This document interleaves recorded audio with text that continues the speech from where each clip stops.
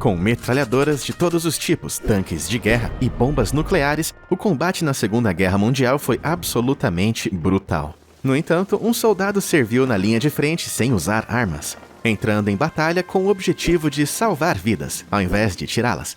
Eu lhe apresento Desmond Doss, um herói de guerra americano conhecido por salvar centenas de soldados, chutar granadas e ganhar a medalha de honra. E entrar para a história como o soldado que lutou uma guerra sem usar armas.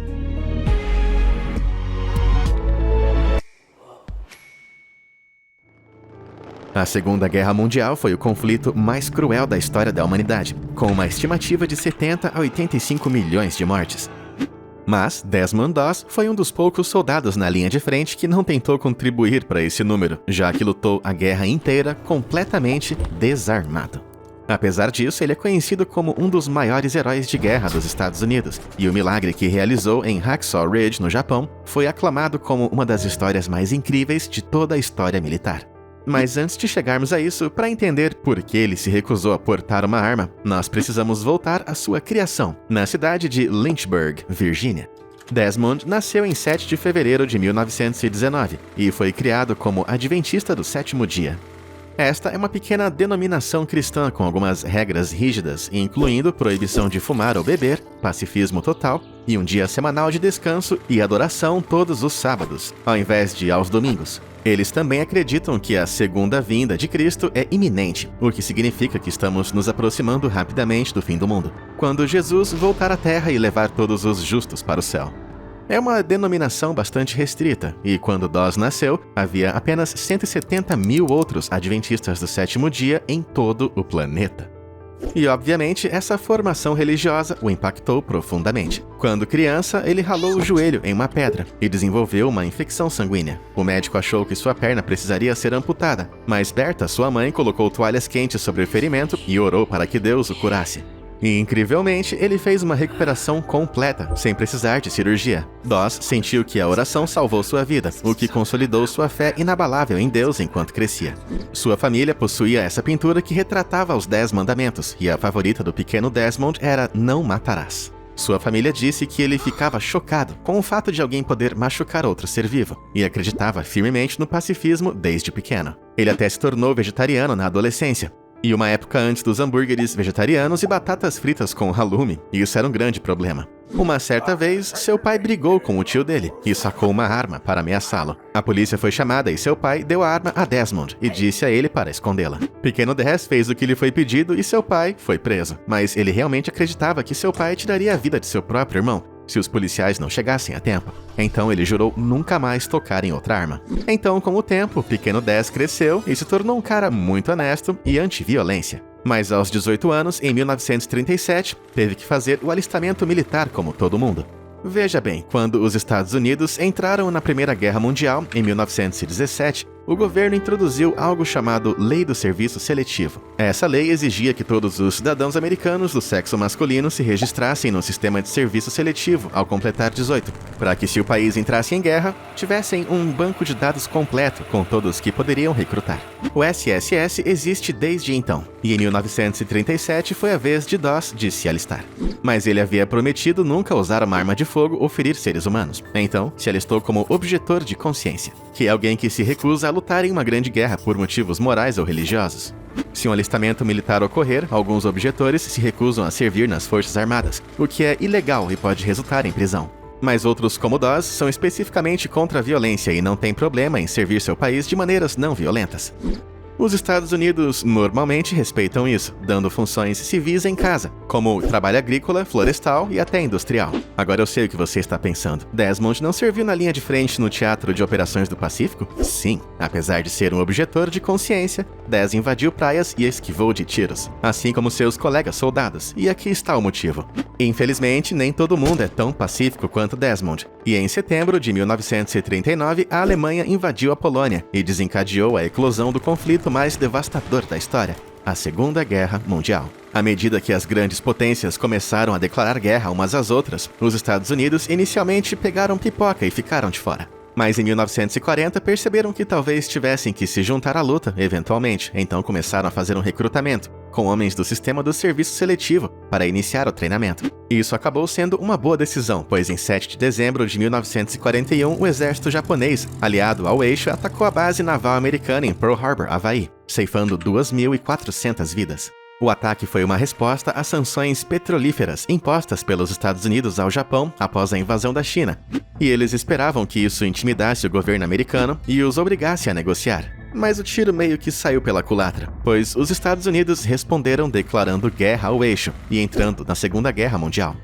Nessa época, Desmond trabalhava nos estaleiros de Newport News, na Virgínia, como marceneiro, o que envolvia criar e instalar pisos, tetos e móveis dentro de um navio. Após Pearl Harbor, os Estados Unidos aumentaram suas taxas de recrutamento, mas a construção naval era uma parte importante do esforço de guerra, então Dawes recebeu a oportunidade de ficar em casa, como marceneiro durante a guerra. No entanto, ele estava enjoado com as crenças das potências do eixo e suas ações na Europa e em Pearl Harbor. Então, apesar de ser um objetor de consciência, ele queria servir seu país na linha de frente e fazer tudo o que pudesse para proteger a liberdade. Ou seja, em 1942, o pacifista se alistou voluntariamente ao exército e foi enviado para treinamento como médico de combate.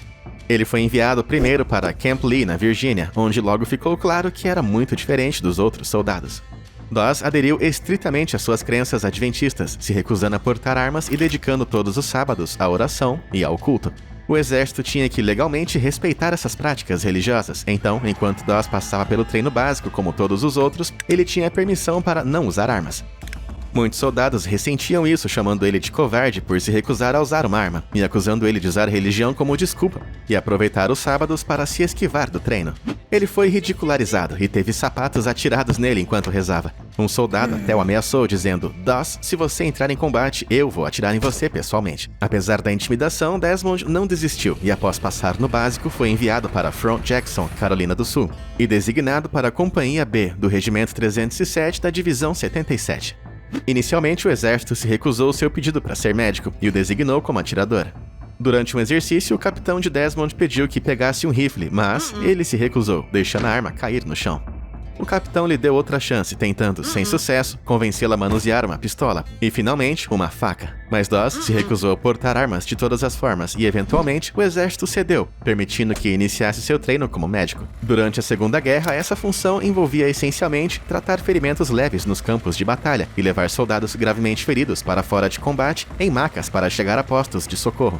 E esse trabalho era particularmente perigoso, pois exigia que os médicos corressem para as linhas de frente com proteção mínima. Em 1929, a Convenção de Genebra tornou crime de guerra atacar intencionalmente médicos durante a batalha. Mas na Segunda Guerra, os japoneses frequentemente ignoravam isso e visavam especificamente os médicos para desmoralizar o inimigo. Então, no Teatro do Pacífico, muitos médicos carregavam armas para se proteger e removiam quaisquer símbolos de seus uniformes que identificassem. Ainda assim, Desmond não se deixou intimidar e continuou seu treino médico enquanto usava sua autorização para sair todos os sábados e ir à igreja com sua esposa Dorothy. No entanto, isso não agradou aos altos escalões e seu sargento e capitão ficaram mais irritados com suas constantes ausências e recusa em portar uma arma. Eventualmente, eles chegaram ao limite e disseram a Dawes que ele estava sendo dispensado do exército por instabilidade mental. Desmond ficou bem ofendido e então contestou a decisão diante de uma comissão de 5 oficiais médicos e do comandante do batalhão. Desmond disse que suas crenças religiosas não eram evidência de doença mental e se recusou a sair. A comissão sabia que, se pressionassem o assunto, teriam problemas por tentar dispensar um soldado por suas crenças religiosas. Então, Dawes foi autorizado a ficar e, após 2 longos anos de preparação, a Divisão 77 estava terminando seu treino e se preparando para ser enviada para o Pacífico. Aqui, Desmond logo provaria que os pessimistas estavam errados e garantiria seu legado como um dos soldados mais bravos da Segunda Guerra Mundial. Mas antes, ele teve que embarcar em sua primeira batalha em Guam, uma ilha do Pacífico ocupada pelo Japão. Seu batalhão entrou em combate pela primeira vez em julho de 1944, quando foi incumbido de atacar a costa oeste de Guam, na Baía de Agad. No entanto, não tinham veículos anfíbios, então foram forçados a saltar de seus barcos com água pela cintura e entrar nas linhas de frente sob pesado fogo japonês. Isso foi aterrorizante, mas Dawes permaneceu muito fiel às suas crenças, entrando em batalha com nada além de uma maleta médica e sua Bíblia. Ele rapidamente se deparou com os horrores da guerra, sofrendo tragicamente a perda de 2 amigos em seu regimento. No entanto, isso não o impediu de ajudar a todos que pôde durante a batalha, incluindo seu inimigo. Veja, após uma escaramuça, alguns soldados japoneses feridos foram encontrados, tratados com bandagens americanas. E mais tarde, Dawes admitiu que ao encontrar um inimigo gravemente ferido no campo de batalha, ele ainda tentava tratar os ferimentos, pois era sua natureza ajudar qualquer pessoa que estivesse com dor. No entanto, ele interrompeu a prática quando um grupo de soldados americanos apontou suas armas para ele e ameaçou atirar se ele não parasse. Dawes continuou a tratar os americanos e após algumas semanas de combate, eles avançaram com sucesso para Guam e a capturaram. Seu batalhão venceu a primeira batalha, mas Dawes não teve muito tempo para descansar, pois a divisão logo deixou Guam para ajudar a invasão de outra ilha, ocupada pelos japoneses nas Filipinas, chamada Leyte.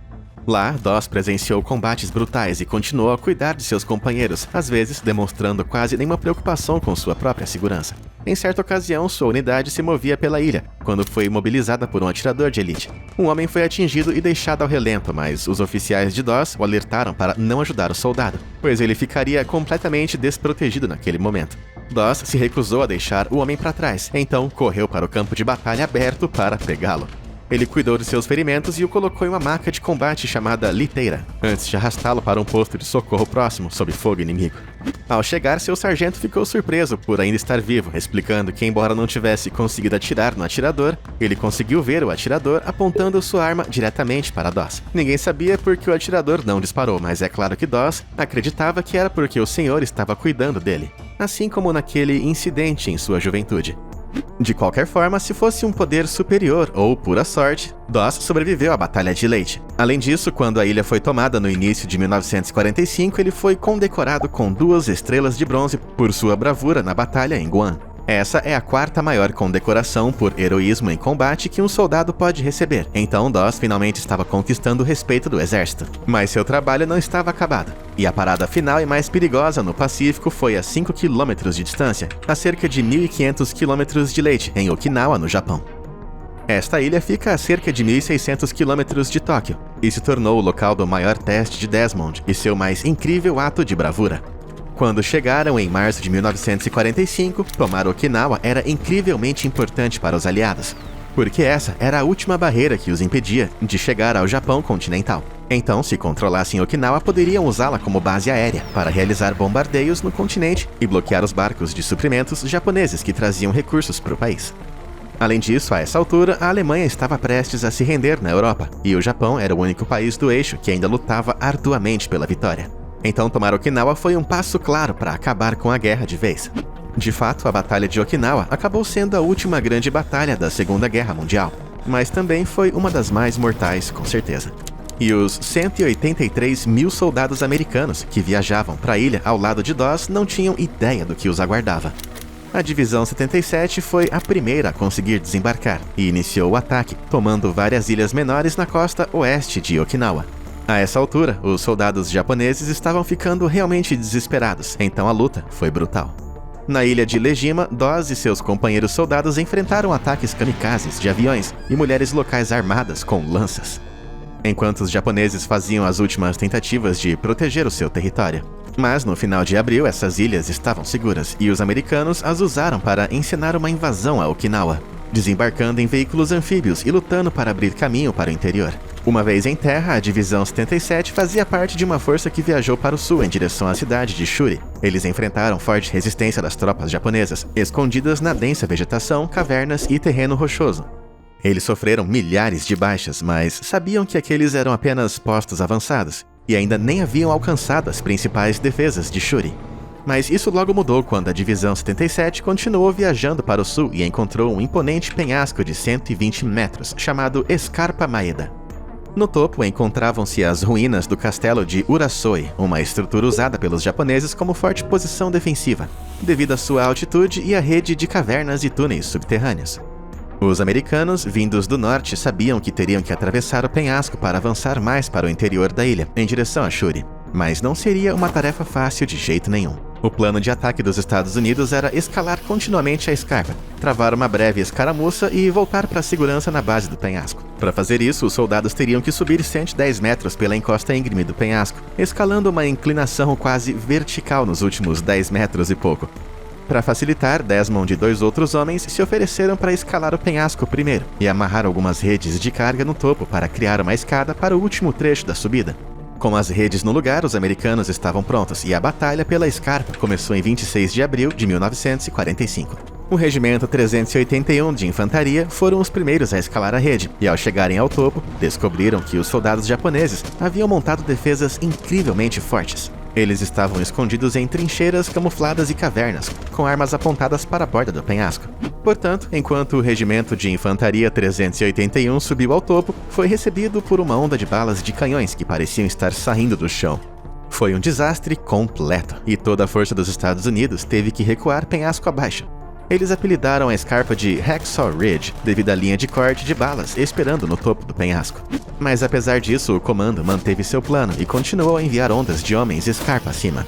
Nos dias seguintes, o Regimento 381 perdeu 536 soldados. Então, é justo dizer que o ataque não estava indo lá muito bem.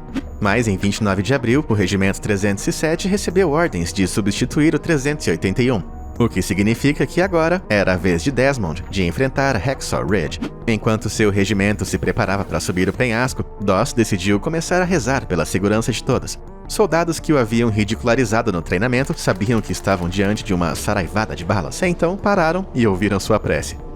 A Companhia A chegou ao topo primeiro, mais abaixo na escarpa, e foram abatidos a tiros quase imediatamente. Então Doss e o restante da Companhia B tiveram que tomar o topo sozinhos. Enquanto escalavam até lá, foram inicialmente imobilizados por fogo bem pesado. Mas, contra todas as probabilidades, conseguiram resistir e eliminar 8 ou 9 casamatas inimigas. Enquanto desciam para um lugar seguro, perceberam que, apesar da força das defesas japonesas, ninguém da Companhia B havia morrido. Mentira, na verdade, apenas um homem ficou ferido, por uma pedra que caiu em sua mão durante a escalada. Quando os superiores souberam da história, perguntaram aos soldados como haviam conseguido tal feito, e os homens disseram que acreditavam que a prece de Doss fora responsável por sua sobrevivência. Mas a batalha não havia acabado, e o maior milagre de Doss ainda estava por vir. Poucos dias depois, no sábado 5 de maio, o regimento de Doss recebeu ordens de escalar a escarpa mais uma vez. Os 155 homens da Companhia B se prepararam para subir o penhasco, mas antes, como era sábado de Desmond, esperaram que ele lesse a Bíblia e fizesse uma pequena oração. Assim que ele ficou pronto, os homens escalaram a escarpa, mas dessa vez as coisas começaram a dar errado rapidamente. O 307 tentou romper a linha japonesa, jogando vários fardos de TNT em suas trincheiras e buracos. No entanto, as tropas japonesas conseguiram rapidamente pegar os explosivos e remover os fusíveis antes que explodissem. Os americanos responderam jogando latas de 5 galões de gasolina nas trincheiras inimigas. E então, um tenente jogou uma granada de fósforo branco atrás deles para acender o combustível e iniciar um grande incêndio. No entanto, para a surpresa das tropas, as trincheiras explodiram em uma enorme explosão, enquanto a gasolina, o TNT desativado e um esconderijo de munição japonesa enterrado foram incendiados. A explosão inesperadamente grande explodiu tropas de ambos os lados, mas os soldados japoneses aproveitaram a chance para consertar suas baionetas e sair de suas trincheiras na linha americana. A Companhia B estava em menor número de armas e homens, e eles perceberam que ficar na escarpa significava morte. Então uma retirada total foi ordenada, enquanto os americanos se viraram e fugiam de volta para a beira do penhasco. Mas quando os homens começaram a descer as rochas, Desmond olhou para trás e viu que os americanos feridos ainda estavam espalhados. Como sabemos por suas ações em Guam e Leyte, Desmond nunca deixou um homem para trás. Então, em um ato inacreditável de bravura, ele decidiu ficar na escarpa e passar furtivamente pelas tropas japonesas para salvar o máximo de soldados possível. Ele começou colocando o homem mais próximo em uma maca e arrastando ele até a beira do penhasco. E então pegou uma corda próxima e a usou para baixar a maca mais de 10 metros. Ele gritou para os soldados no fundo para levar o homem ferido para o posto de socorro mais próximo, antes de se virar e correr de volta para o campo de batalha. Ele logo alcançou outro soldado ferido e o arrastou até a beira do penhasco. Dessa vez, ele não tinha uma maca. Então usou a corda para dar um nó duplo de laçada em volta das pernas do homem, antes de enrolar a outra ponta em um toco de árvore próximo. Ele então abaixou o homem, antes de enrolar a corda mais uma vez e sair para procurar outra pessoa para salvar. Enquanto os soldados japoneses procuravam por sobreviventes do ataque, Dawes se esgueirou pelo campo de batalha por horas, silenciosamente arrastando feridos para o penhasco e baixando-os para a segurança. Como sabemos, soldados japoneses tinham como alvo específico os médicos, e Dawes não tinha nenhuma arma, então se fosse pego, a morte seria certa. Eventualmente, ele disse que chegou tão perto do inimigo que às vezes conseguia ouvi-los sussurrando. Mas continuou sua missão ao cair da noite, e após cada resgate, fazia uma rápida oração dizendo: Senhor, me ajude a salvar outro. Ele passou por vários momentos difíceis, e depois da guerra, um soldado japonês disse que tinha Dawes na mira na Scarpa. Mas quando tentou atirar nele, sua arma continuou travando. Não há como confirmar isso, mas depois de 5 horas, Dawes salvou sozinho quase todos os feridos na colina, sem ser baleado uma vez, antes de finalmente baixar o último soldado e descer para um lugar seguro. O restante da Companhia B não conseguia acreditar no que estava vendo, e quando Dawes chegou ao chão, estava coberto de sangue e cercado por moscas, mas totalmente ileso. Mesmo assim, ele estava longe de ficar bem, e sua dieta vegetariana significava que ele tinha um corpo milagroso, pesando 66 quilos, já que a maioria das rações na época consistia em bacon com feijão ou queijo. Então, a dieta de cocos e biscoitos de Dawes o deixou fraco, e seus companheiros soldados não conseguiam acreditar que ele havia encontrado forças para descer tantos homens pesados penhasco abaixo por 5 horas. Os soldados que o intimidaram no campo de treinamento militar consideraram Desmond um herói, e quando a notícia espalhou, um general da 77 veio ao acampamento para encontrá-lo. No entanto, Desmond não queria elogios, ele só queria rezar, e disse que estava ocupado demais, agradecendo a Deus para falar com ele. Apesar disso, o general recomendou que Desmond recebesse a Medalha de Honra do Congresso por suas ações, a mais alta condecoração de todo o exército americano. O exército calculou que Dawes salvou mais de 100 soldados aquele dia na Scarpa, mas Desmond sustentou que não poderiam ter sido mais de 50. Então decidiram que 75 seria o número oficial em sua menção à Medalha de Honra. Independente do número, suas ações elevaram a moral dos seus companheiros e no dia seguinte invadiram o penhasco pela última vez, derrotando com sucesso todas as defesas japonesas. Os americanos haviam tomado Hacksaw Ridge, mas ainda tinham trabalho a fazer, e assim que Dawes foi liberado pelos outros médicos, foi obrigado a voltar para a batalha de novo. 2 semanas depois, a divisão 77 avançou 800 metros além de Hacksaw Ridge, finalmente chegando a Shuri. Mas em 21 de maio, o regimento de Desmond acidentalmente colidiu com uma companhia de soldados japoneses, o que resultou em um tiroteio frenético e combate corpo a corpo muito intenso. Os americanos correram para se proteger, mas Desmond corajosamente permaneceu em campo aberto para arrastar os soldados feridos para um local seguro. Ele correu até 3 soldados quando viu o inimigo jogando uma granada. Não teve tempo para parar e pensar, então, para protegê-los, chutou a granada para o alto. Ela explodiu quase imediatamente e jogou Desmond para longe, que quando caiu começou a ter sangramentos na perna. Infelizmente, Desmond era o único médico por perto e não tinha uma maca, então foi forçado a tratar os próprios ferimentos e esperar, enquanto a batalha rugia ao seu redor por 5 horas. Eventualmente, outros médicos chegaram com uma maca, mas a essa altura, Dawes e seus companheiros estavam sob ataque de um tanque japonês. E havia outro soldado gravemente ferido por perto. Os médicos chegaram até Desmond e o colocaram na máquina, mas ele rolou para longe e disse para salvarem outro primeiro. Dawes, obviamente, não conseguiria enfrentar um tanque com sua corda e bolsa médica, especialmente com a perna machucada. Então, outros soldados o ajudaram a recuar do tanque e logo encontraram uma trincheira vazia, que usaram para se deitar durante a noite.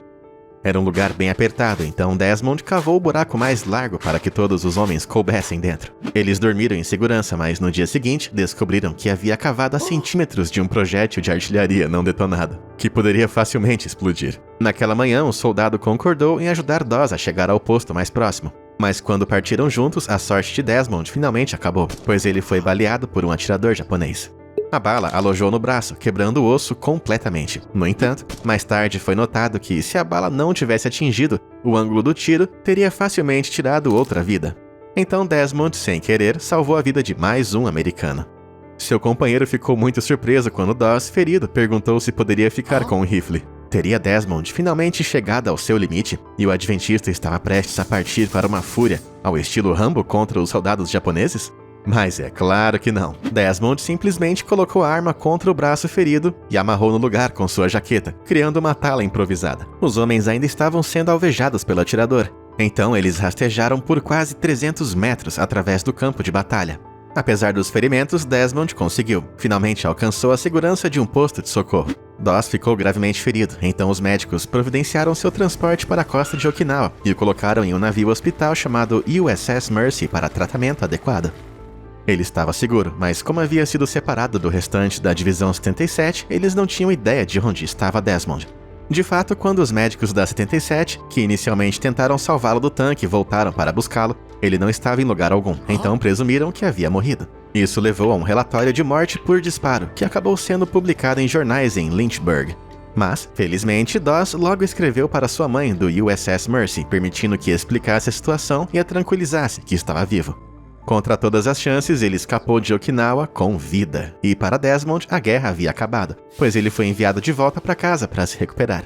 Ele passou por uma cirurgia para remover 17 estilhaços de sua perna, e seu braço ferido foi engessado. Enquanto isso, a Batalha de Okinawa prosseguia, até que os Estados Unidos literalmente tomaram a ilha em julho de 1945. Hoje em dia, essa é considerada a maior e mais sangrenta batalha do Teatro de Operações do Pacífico, com mais de 110 mil baixas japonesas registradas e 49 mil baixas americanas. Mas é claro que esse número teria sido muito maior se Doss não tivesse resgatado tantos soldados. Após a tomada de Okinawa, os Estados Unidos não invadiram o Japão continental. Em vez disso, em agosto de 45, lançaram 2 bombas nucleares sobre Hiroshima e Nagasaki, ceifando cerca de 246 mil vidas e forçando a rendição japonesa completa. A Segunda Guerra Mundial havia terminado, e Desmond sobreviveu com sucesso ao conflito sem disparar um tiro. De volta aos Estados Unidos, ele virou herói, recebendo 3 condecorações Coração Púrpura e uma promoção ao posto de cabo, ou seja, o objetor de consciência com maior cargo. Além disso, em 12 de outubro de 1945, recebeu a Medalha de Honra do presidente Truman no gramado da Casa Branca, tornando-se o primeiro objetor a receber a condecoração. A medalha é concedida especificamente por atos de bravura diante do inimigo, e a bravura de Desmond em Hacksaw Ridge logo se tornou conhecida nos Estados Unidos. Pelo resto da vida, ele frequentou cultos religiosos, comícios e palestras que celebravam seu valor na guerra, e nos anos 90, uma rodovia na Geórgia recebeu o seu nome. Mas, infelizmente, sua vida como civil não foi só festa e alegria. Seu serviço o deixou com uma série de problemas de saúde, e em 1946 descobriu que havia contraído tuberculose enquanto estava em Leyte. Os médicos lhe disseram que, mesmo com a cirurgia, as chances de sobreviver eram de apenas 50%. Então, passou por uma cirurgia para remover o pulmão esquerdo e 5 costelas. Ele passou 5 anos se recuperando e, finalmente, conseguiu sobreviver, escapando mais uma vez da morte. Mas os antibióticos eram bastante experimentais naquela época, e a medicação para a tuberculose o deixou surdo em 1976. Doss é um sujeito durão e recebeu um implante coclear para restaurar parte de sua audição e passou a viver uma vida feliz. Mas até mesmo ele não poderia viver para sempre, e em 2006 faleceu de uma doença respiratória no Alabama, com gloriosos 87 anos. Sua história, porém, não morreu com ele, e inúmeros livros e documentários foram produzidos sobre o milagre em Okinawa. Em 2016, sua história foi transformada em um filme de sucesso chamado Até o Último Homem, interpretado por Andrew Garfield. Incrivelmente, o diretor Mel Gibson omitiu partes da história de Desmond por achar que pareciam muito rebuscadas para o público. Ele omitiu todo o incidente em que Doss cedeu sua maca para outro soldado antes de ser baleado por um atirador, acreditando que era nobre demais até para os cinemas. Portanto, as ações de Desmond foram literalmente inacreditavelmente corajosas, e ele será lembrado como um dos heróis de guerra mais incríveis. Afinal, quem mais poderia enfrentar a Segunda Guerra Mundial sem armas e sair com uma medalha de honra? E aí, qual parte da história de Desmond foi a sua favorita? Diz aqui nos comentários abaixo. E já que você tá aqui, por que não conferir outros vídeos do canal? Obrigado por assistir e até a próxima!